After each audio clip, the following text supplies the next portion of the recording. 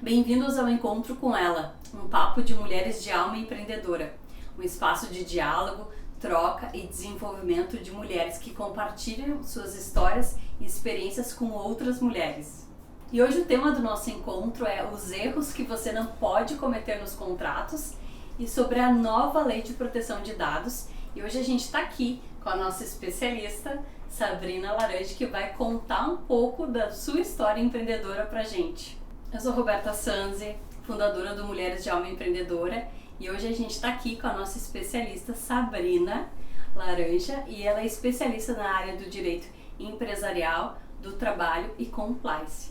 Atua há 17 anos na área e é sócia do escritório Laranja, Humoristas e Advogados. A gente está muito feliz de ter você aqui hoje com a gente. Legal. E falar de um tema tão importante que é contratos e também sobre a nova lei, né? Mas para começar, eu queria que tu contasse um pouco para as mulheres que estão nos assistindo, um pouco da tua trajetória empreendedora. Como é que tu começou, como é que foi esse início, os primeiros passos aí da tua empresa. Então tá, bom, eu me formei lá em 2003, né, e eu não queria trabalhar como empregada, né, em escritório, então isso era uma decisão, eu saí da faculdade já com esse pensamento. E o meu pai já atuava como perito contábil, junto com a minha irmã, e eles tinham espaço no escritório. Eles falaram: olha, se tu quiser começar a tentar advogar sozinha, vem pra cá, né? Tem um espaço pra ti. E eu comecei. Logo em seguida, meu marido se formou, também começamos a advogar juntos. Aí aquela situação, assim, como autônomos, né? E início de carreira, então foi o primeiro ano a gente teve 7 clientes, né? Mas como a gente se formou cedo, a gente, não, vamos continuar tentando até a gente ter mesmo uma carteira de clientes, né? Fomos indo aos poucos, mas eu sempre fui me encarando muito como autônoma. Aí, mais pelo exemplo do meu pai, né? Aí foi passando o tempo, casamos, e aí veio a maternidade, né? Depois de casada, uns 4 anos de casada. Aí engravidei e aí eu senti o meu marido fez aquele movimento de sair do escritório, ele começou a trabalhar em outros lugares e eu me vi sozinha, trabalhando sozinha, grávida, com aquela, vários clientes, assim, eu tinha já uma carteira de clientes boa, mas naquela dúvida, e agora? Será que eles vão me abandonar porque eu tô grávida, né? Como é que vai ser essa situação? Como é que os clientes vão me encarar, né, pelo fato de eu estar grávida, né? Então foi um período, foi bem difícil, porque o meu filho nasceu na sexta-feira, na segunda-feira eu já estava trabalhando, né? Então eu tive um pós-parto bem complicado em razão disso, e meu marido me deu muita assistência porque ele fazia as audiências para mim. Por incrível que pareça, é aquela coisa, né? Quando a gente precisa, tudo se encaixa, tudo dá certo, né? As pessoas entenderam, né? Eu marcava horários para atendimento. Minha mãe foi essencial porque ela ajudou muito, ela cuidou muito do meu filho comigo nesse período. Mas as coisas foram indo, até que chegou eu comecei a querer me testar mais, né? Bom, logo que eu me formei eu fiz uma especialização em Direito do Trabalho, atuava muito em Direito do Trabalho, mas chegou num ponto que eu já não queria mais atuar só nisso, né? Eu quero conhecer outras coisas, eu quero atuar em áreas diferentes. Aí que surgiu a ideia de, bom, quem sabe eu faço uma especialização em empresarial, porque ele me abre mais, né, novas possibilidades, né? E o compliance, que era algo que eu já estava estudando desde 2014, desde quando a Dilma fez a lei, né? Desde que surgiu eu comecei a acompanhar, estudar. Até na época a gente fez uma parceria com a minha irmã, minha irmã e meu sobrinho fizemos a gente montou um curso falando só sobre compliance e tal, foi muito legal, e desde então eu estava sempre estudando o assunto, aí resolvi fazer. Só que durante essa especialização eu fiquei grávida, né, da minha segunda filha. Aí foi um período também que foi bem complicado, porque apesar do meu marido já estar trabalhando comigo, a minha gravidez foi bem complicada, né? Foi um período que eu fiz uma reformulação enorme no escritório, porque eu não queria mais ser autônoma, eu cheguei à conclusão, eu quero ser uma empresa, né? Então foi um momento que a gente foi atrás de formar. Foi um segundo momento. Né? Foi um segundo momento. Disse, vamos fazer uma empresa. Agora eu não quero mais ser autônoma. Daí a gente começou a se encarar de forma diferente. Bom, não adianta eu só estudar um compliance e eu não ter o compliance dentro da minha empresa, né? Então comecei, bom, vou fazer meu código de ética, vamos sistematizar, né, coisas dentro, dentro do escritório para a gente ter a mesma atuação nas mesmas situações, né. Então foi um período assim que ao mesmo tempo foi um pouco difícil em termos da gravidez. Eu sei que foi a gravidez que fez eu mudar. Todas essas mudanças surgiram em função da segunda gestação. Total. Foi em razão disso, porque foi aquelas coisas de energia que a gente não sabe muito bem explicar, né? Que tipo, o meu primeiro filho mudou minha cabeça completamente, me fez ser mais adulta, mais, né? Tipo, este é o mundo real, tu tem responsabilidades, né? Tem uma criança que depende de ti. E a segunda me trouxe uma confiança que eu não tinha. Me trouxe assim, a confiança assim, tu pode ganhar o mundo, tu faz que eu podia fazer o que eu quisesse, sabe? Então foi muito bom a vinda dela. Sim, abriu portas. Abriu muitas portas, muitas portas. Então, pelo que tu nos conta, tu sempre teve esse desejo, né, de empreender. Sim, sempre. Isso sempre foi algo muito forte dentro de ti. Sempre. Eu não tinha, assim, um caminho muito claro, assim, na minha mente, assim, né.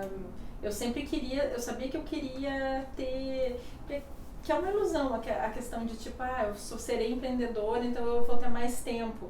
Na verdade a gente não tem, a gente só administra melhor, né?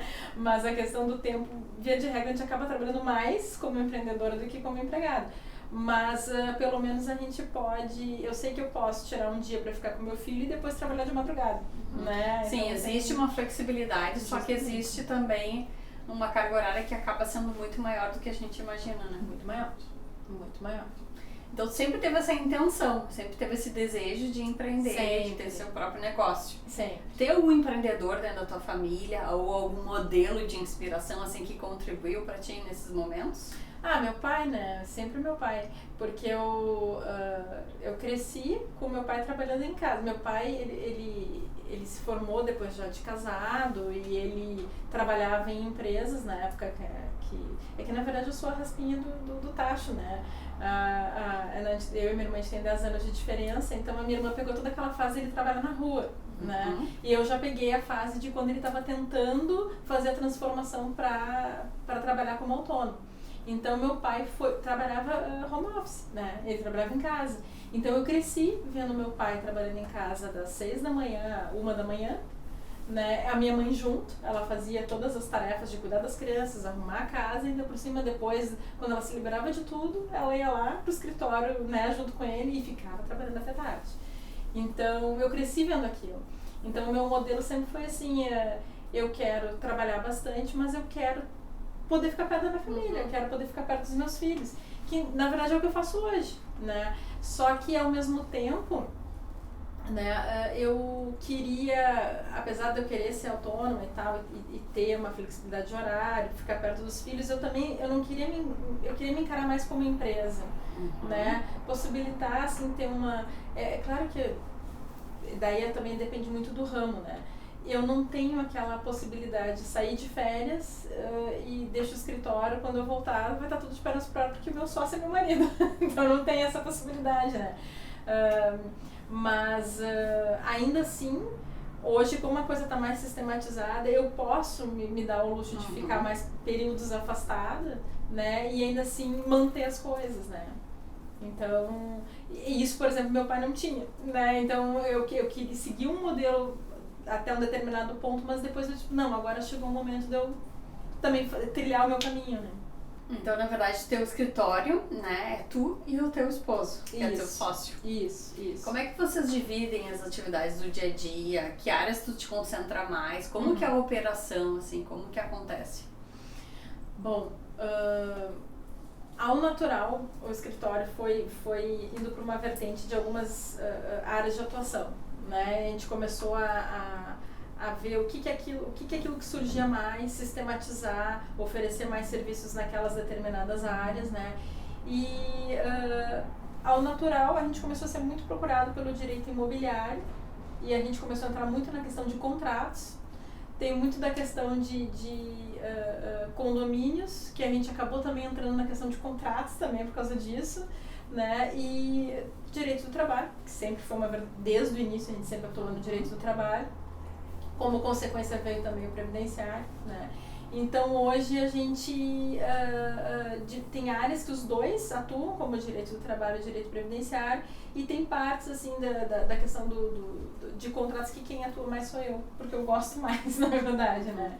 Então mais aquela coisa assim de orientação, né? Porque o contrato é a base de qualquer relação, né? Então, por exemplo, se a pessoa monta uma empresa, ou por mais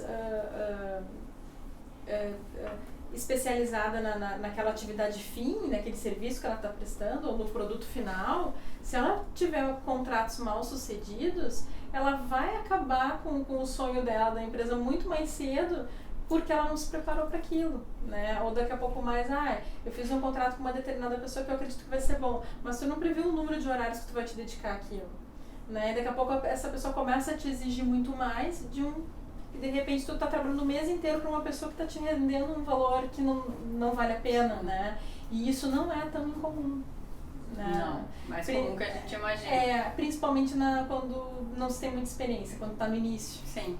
Né? Então é bem bom assim pegar não só fazer um contrato bom, mas também pegar aconselhamento, ver direitinho, porque muitas vezes a pessoa acha que é o contrato da vida que vai fazer o diferencial, mas é justamente o contrato que vai afundar a tua empresa, né? Infelizmente, né?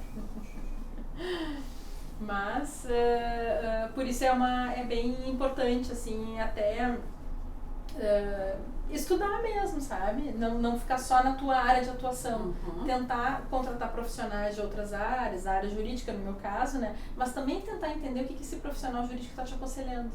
É importante isso. Né? E muitas vezes a gente vê que o empreendedor ele não tem muito essa vontade, sabe?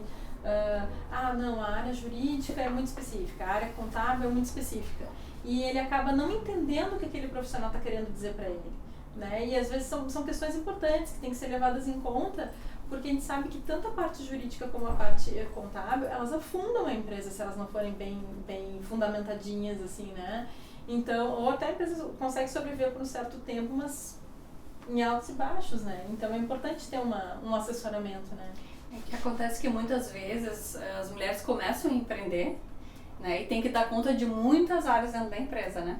Todas as vezes, Todas né? ao mesmo tempo, porque ela é que dá conta de tudo, né? A gestora. Então o que acontece? Muitas vezes essas mulheres não sabem também por onde começar e nem imaginam os riscos que existem, né, nesses contratos mal feitos ou na inexistência desses contratos também, né? Sim. E o que isso pode acarretar em termos de financeiros, jurídicos, enfim. Uhum. Então acaba se deixando isso de lado muitas vezes, É verdade. até por falta de conhecimento, né, dessa área. Então é sempre importante a gente entender, e por isso que a gente tá aqui, né? Pra falar um pouco mais sobre isso.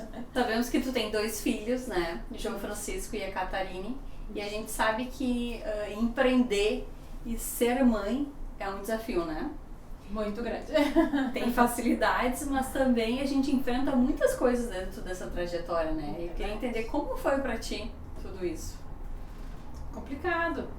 Bem complicado, né? Mas ao mesmo tempo que é difícil, os filhos te dão uma certa força, né? Porque por eles tu tem mais vontade de empreender, de ter mais tempo para se dedicar e também de valores, né? Porque quando a gente, principalmente na minha área, assim, jurídica, quando a gente fica como empregada de um escritório, o ritmo de trabalho é muito grande, né? São muitas horas de trabalho. Geralmente eles te dão processos de um número de processos que, via de regra, tu não consegue dar conta. E tu muita pressão. É muita pressão, é muita hora extra. Então, assim, a convivência familiar, zero. Né? E a parte financeira nunca vai te suprir, né? Toda a dedicação que tu tem. Então, essa conclusão de querer trabalhar, né, por conta sempre foi uma realidade para mim. E com os filhos, então, sedimentou mais ainda, porque hoje no escritório eu posso levar meu filho, né? Se meu filho está doente, eu posso fazer, né? Eu posso ficar em casa com ele. Eu tenho mais opções, né? Então, para mim é essencial. Hoje, jamais Bom, nunca trabalhei como empregada, mas nunca trabalhei como empregada. Se não fosse na área jurídica, seria em outra área. Já, realmente mas é uma questão, acho que também de perfil também, né? Uhum. Isso sempre foi forte em ti? Sempre, eu nunca... e é uma coisa que não é fácil também, não só pela questão da maternidade, mas pela questão financeira. Porque tu não tem um dinheiro que entra fixo naquele determinado dia. Então, eu nunca vivi essa realidade. Às vezes tem pessoas que comentam comigo, mas... né, como é que é? Vocês têm valores fixos? Não. E como é que tu administra isso? Tanto a questão dessa gestão financeira quanto a gestão do tempo também, para dar conta de tudo isso. A gestão financeira sempre, desde o início, desde que eu comecei a trabalhar lá, com 20 e poucos anos, é rígida, muito rígida. Né? Porque tu tem que ter um planejamento de quanto tu ganha de quanto tu gasta no mês, porque nem sempre tu ganha o que tu vai gastar. E quando tu ganha muito a mais, tu tem que ter um provisionamento, né? E depois que a gente começou a organizar conforme empresa, aí mudou, porque daí tu tem os gastos da empresa, porque tu tem os impostos da empresa. Então todos os gastos da empresa eles estão na frente, né? Depois tem o nosso prolabore e o que sobra depois em dividendos a gente divide, mas é tudo bem, né, controlado, organizado, planejado, planilha para tudo, né? E tem planilha para tudo. Eu sou quantos clientes entrou nesse mês, né? Quantos processos foram finalizados, o que está rendendo mais, o que dá mais, o que tem mais retorno, o que vem mais para o escritório. É interessante ter esse tipo de entendimento, até porque assim, por exemplo, muitas vezes a pessoa não tem uma noção de quanto tem que ganhar por hora de trabalho.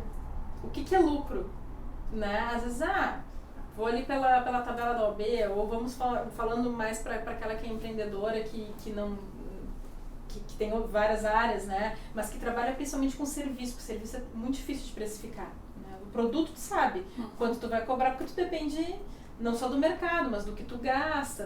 Tem mais ou menos uma precificação lógica, né? Agora o serviço não. O serviço, tu tem que chegar a uma conclusão que às vezes é difícil de tu conseguir. Né? E isso é uma coisa que a experiência te traz. Porque até tu pensar quanto eu preciso ganhar para pagar os meus gastos fixos, quanto eu preciso ganhar para pagar um colaborador, porque a gente trabalha muito em sistema de parceria também. Né? Com contratos. Com contratos, sempre com contratos. Então, é um pouco complicado, mas enfim, se tu tiver uma boa organização, né? Ou pelo menos se tu tiver um aconselhamento com quem tem uma cabeça boa para a organização, ou contratar alguém para fazer isso para ti, é sempre importante. Sim, uma gestão é fundamental.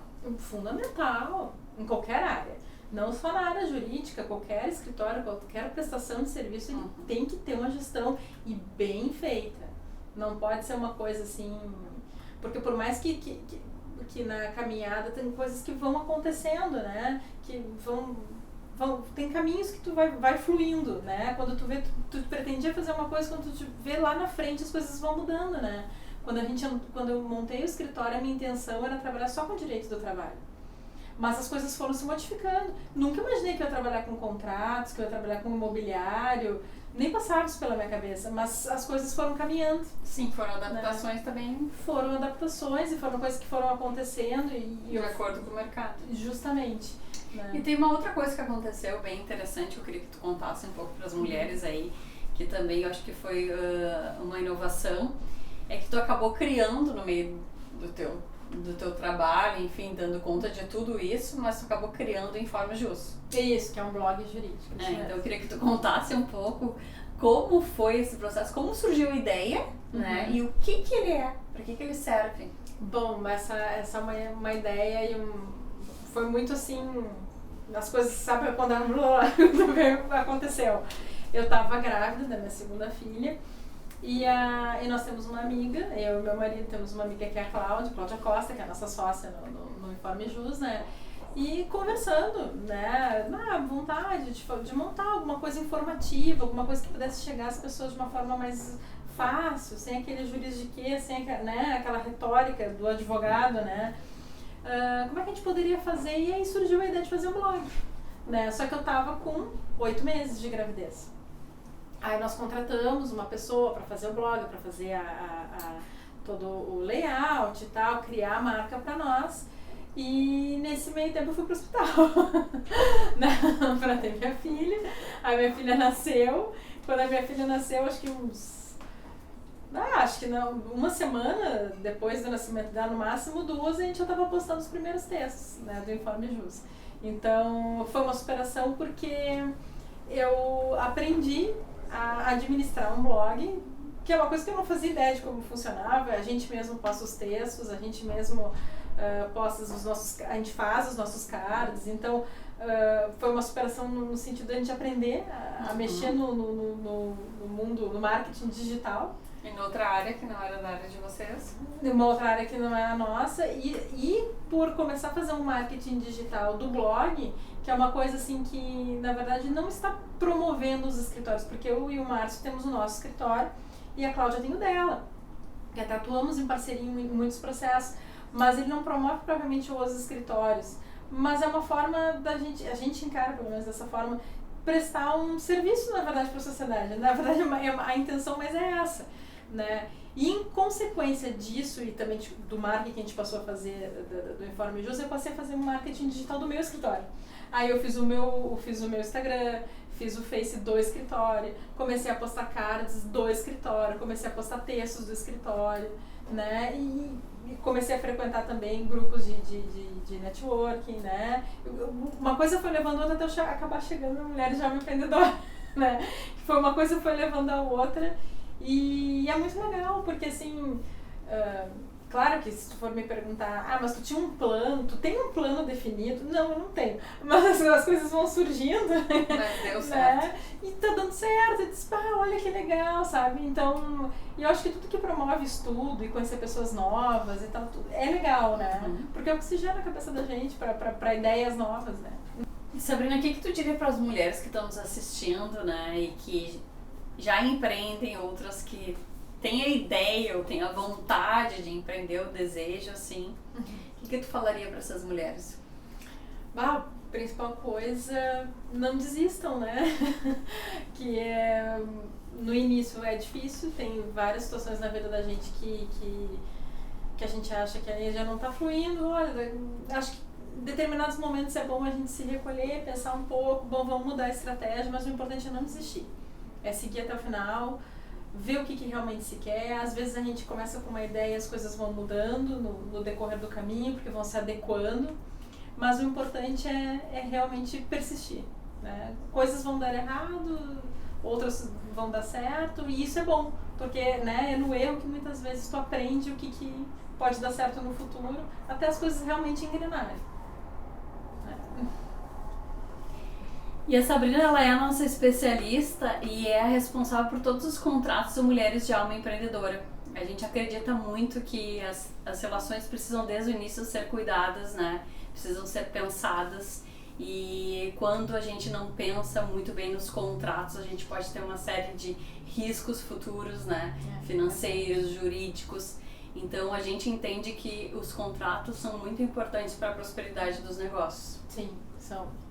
E pensando nisso, eu queria que tu trouxesse um pouco, assim, do que a gente falou aqui no início. Quando a gente começa a empreender, a gente está tão envolvida naquele negócio, em fazer dar certo, em render, em realmente movimentar o dinheiro para a gente poder, né, sobreviver, enfim. Sim. Porque a gente tem um propósito por trás daquilo, mas a gente está tão preocupada em fazer acontecer e ter um retorno financeiro que muitas vezes a gente vai esquecendo de muitas coisas ao longo do negócio. Uma delas é os contratos. A gente vai começando a fazer coisas e não se dá conta de que impacto aquela relação pode vir a causar no futuro se não for bem clara, né? Se não tiver tudo bem transparente, enfim, combinado, né?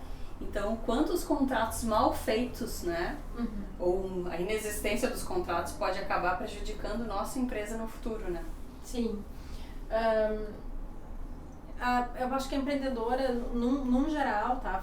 Pegando da parte assim, comercial, de serviços e produtos, a pessoa tem que ter muita ciência de que ela está sujeita ao Código do Consumidor. Então é bem importante que se tenha essa noção. Muitas vezes as pessoas pensam, não, quem está sujeito ao Código do Consumidor é aquela grande empresa, né? Não eu que sou pequenininha, ou não eu que sou MEI, ou eu que não sou nem MEI, que eu tô trabalhando, né, de forma irregular, como pessoa física, por exemplo, né? Então, tem que se ter uma noção que toda vez que eu estou vendendo um produto, mesmo que seja o e-commerce, né, eu estou sujeita sim ao direito do consumidor e eu respondo por aquilo. Então, a primeira coisa é ter essa noção e se inteirar, né, o que o direito do consumidor diz, né, porque existe muita dúvida. E se a empreendedora não tem uma capacidade financeira no início, porque a gente sabe que é difícil, bastante se inteirar do que diz, entrando na internet, procurando textos que falem sobre o assunto, blogs jurídicos mesmo, fazendo propaganda do Informe Jus, a gente fala bastante sobre direito do consumidor, acompanhando, sabe? Não é brincadeira, porque na verdade dá para te captar bastante coisa. E é importante, né? Primeiro tu ter noção dos riscos que tu corre, né? Como fornecedora. Isso é o principal. E uma vez que tu tem uma noção dos riscos que tu corre, tu mesmo como empreendedora, tu vai querer fazer os contratos. Tu vai dar importância para isso. Porque o contrato, ele vai te resguardar de uma série de coisas. E na tua opinião, iniciar já com os contratos é o mais recomendado? Mas com certeza.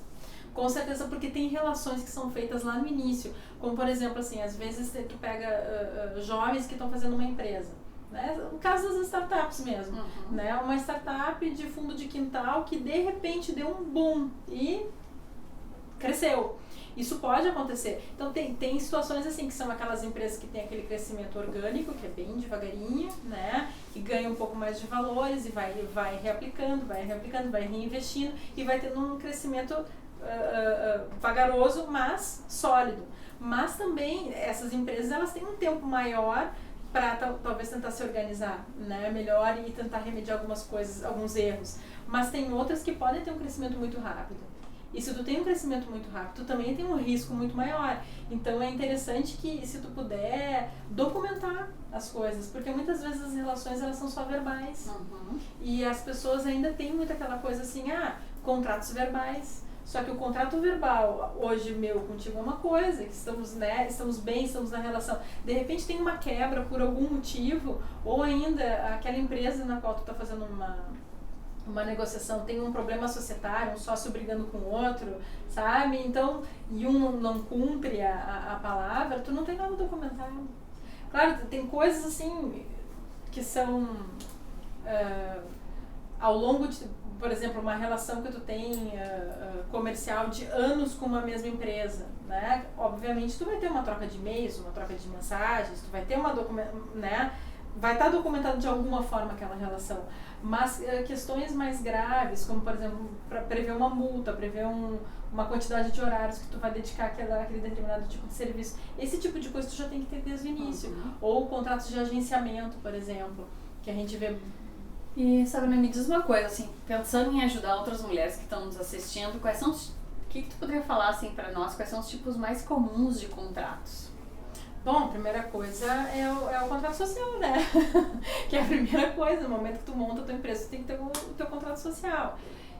Pensar bem o tipo de empresa que tu quer, se é uma limitada, tu quer constituir. Né? Do que tu quer constituir, né? Eu sempre penso que visando o futuro. Né? Não, tem muita gente que diz, hoje em dia é fácil abrir uma MEI, então eu vou abrir uma MEI porque é mais fácil. Só que às vezes tu tem que ter consciência que a MEI ela te limita muito em termos de recebimento mensal. Então, se tu tá visando algo maior, já vai pensando no que tu queres, né?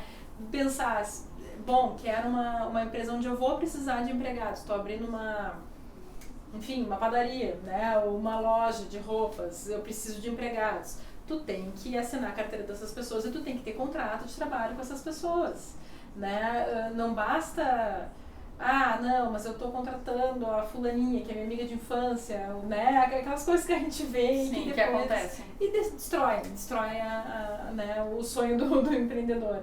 Então é muito importante contratos assim, não só de trabalho, mas em questão de fornecimento de produtos, que é bem importante, né? Então, eu acho que são contratos que tem que... Tudo depende muito também da questão do negócio, né? Sim, do tipo de negócio. Do tipo de negócio, né? E quais são os riscos e as consequências de não ter esses contratos? Olha, no caso do direito do trabalho, é simplesmente tu tomar uma rescisão gigantesca, né? Porque tu não tem nada documentado com a pessoa, né? Então, não tem se a pessoa tirou férias ou não tirou férias, se a pessoa ganhou ou não ganhou o 13º. Então, tu vai depender tudo de ficar buscando provas, né? De uma coisa que tu poderia estar toda estabelecida dentro do contrato de trabalho. Horários de trabalho. Então, se tu tiver um contratinho bem feito e que seguindo aquele contrato, é muito mais fácil. A tua prova é muito mais fácil, né? Então, ou por exemplo, num contrato de agenciamento, tu faz um contrato com uma pessoa para agenciar clientes para ti, né? Tu tem que ter uma definição de quanto tempo vale aquele contrato, quanto tempo vale aquela comissão, porque daqui a pouco, por exemplo, eu faço um contrato com uma pessoa para me agenciar uma determinada empresa. Tá, mas no momento que eu renovei o contrato com essa empresa, eu continuo pagando a comissão para a agenciadora? Como é que funciona isso? Se eu manter esse contrato com essa empresa durante 10 anos, eu vou continuar pagando durante 10 anos comissão para essa agenciadora? Tudo isso o contrato vai dizer. Se o contrato não diz, essa agenciadora vai lá e vai entrar com uma ação judicial. E aí tu fica dependendo de provas de provas que tu vai ter que produzir para mostrar para o juiz, olha, não, a validade disso era por 1 ano, pelo menos é o que eu entendi, mas o que ela entendeu foi outra coisa, e aí tu vai depender da interpretação do juiz, o que é muito perigoso, porque, né, muitas vezes tu não tem prova nenhuma, e aí, né, então é bem importante pensar, né, antes de fechar realmente uma relação, não, só um pouquinho. Vamos pensar, o que isso pode me trazer? Né? Anotar no papel, pensar, consultar alguém, conversar com outras pessoas, né? Procurar um advogado, que é o que eu acho que é mais recomendado. Às vezes tu paga uma consulta com um advogado, tu tira tuas dúvidas e já te ajuda muito. Né? Então é importante sempre abrir a cabeça para não ficar só focada no produto ou no serviço final. Olhar a estrutura, a gestão. Ter essa visão, né?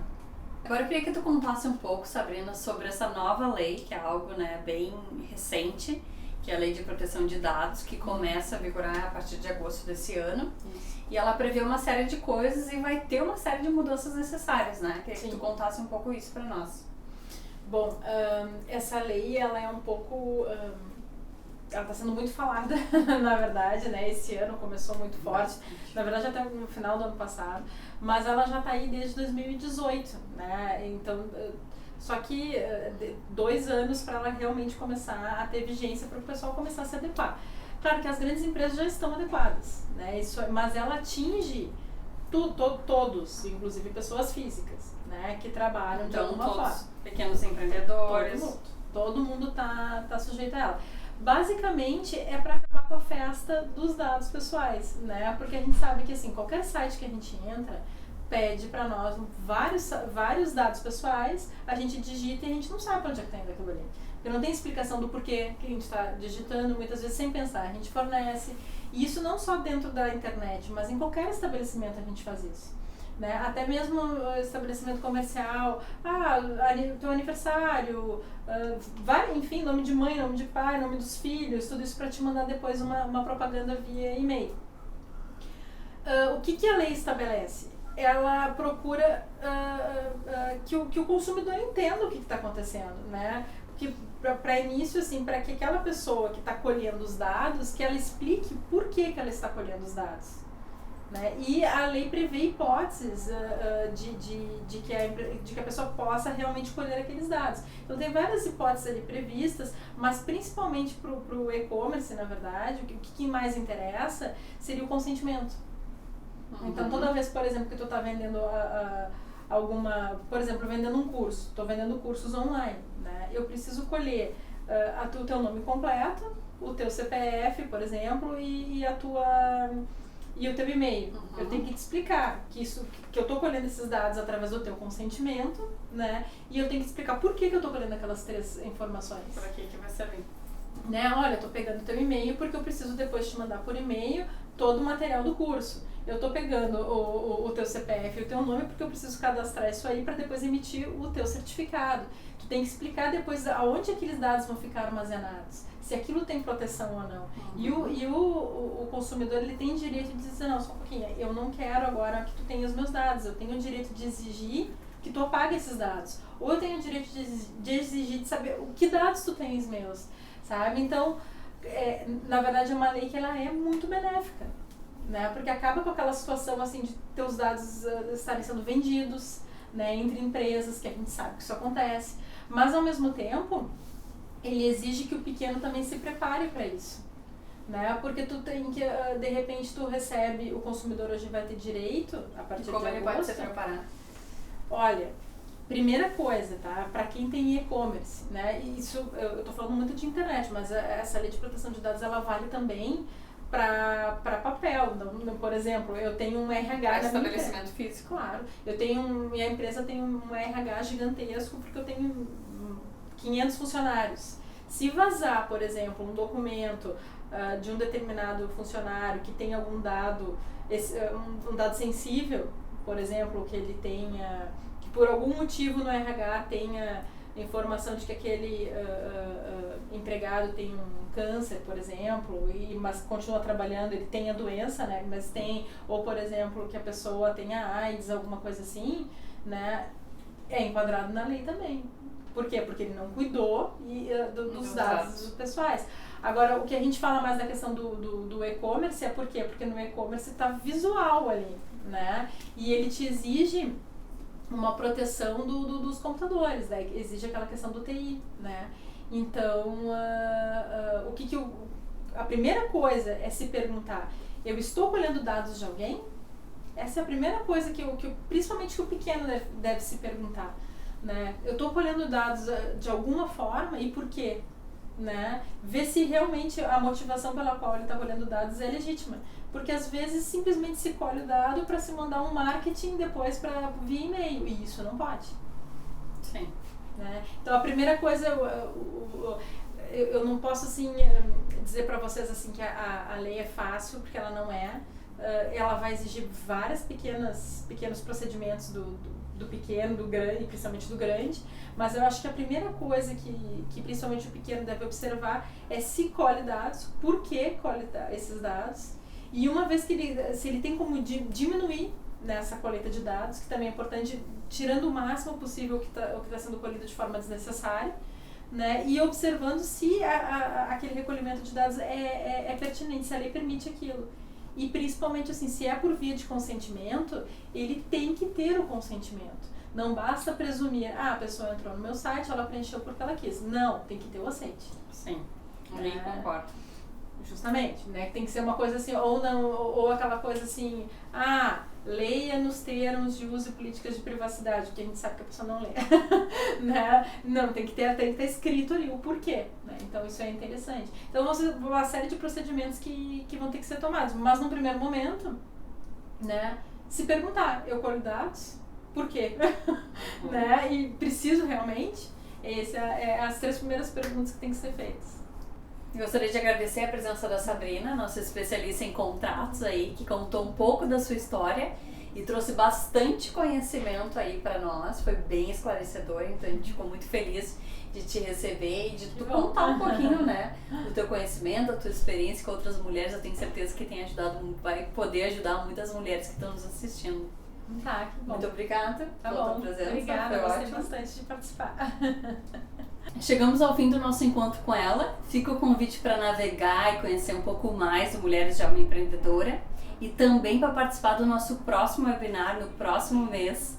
Para conhecer um pouco mais, a gente vai trazer uma outra especialista que vai contar um pouco da sua trajetória empreendedora, seus desafios profissionais e também um pouco dos seus segredos. Nos vemos no próximo encontro com ela. Até mais!